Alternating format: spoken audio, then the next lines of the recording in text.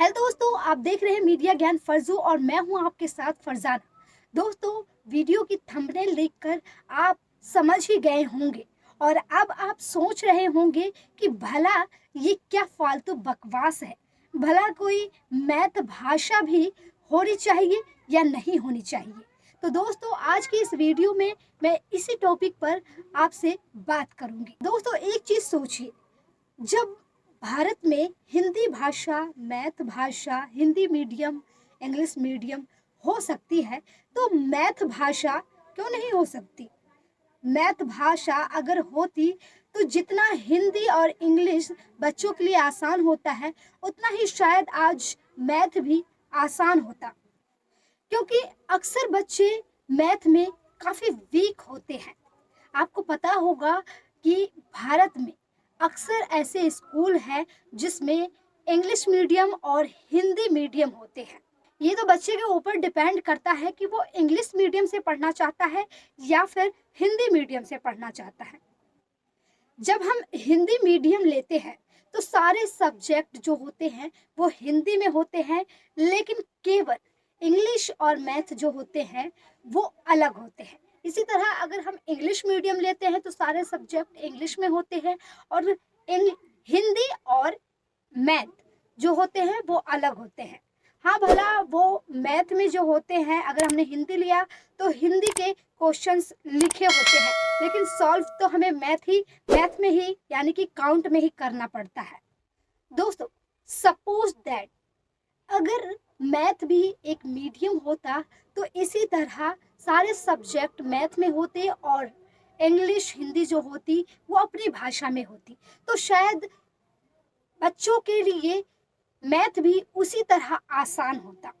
ये बातें शायद अभी आपको थोड़ा अजीब लग रही हो, लेकिन आप सोचिए, अगर यही चीज़ होती रियल में, अगर मैथ भाषा होती, तो शायद आपको ये बातें तब उतनी अजीब नहीं लगती जितनी कि अभी लग रही है। अब आप सोच रहे होंगे कि अगर मैथ भाषा होती तो क्या होता।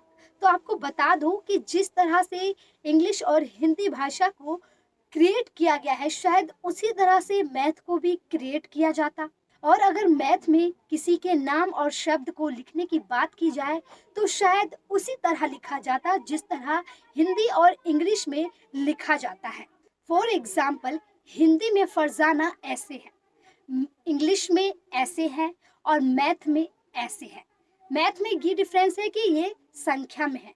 दोस्तों, अब ये आप सोच रहे होंगे कि फरजाना इंग्लिश में ऐसे है, हिंदी में ऐसे है, मैथ में ऐसे भी कोई होता है, लेकिन मैं ये नहीं बता रही कि ऐसा होता है, हो सकता था।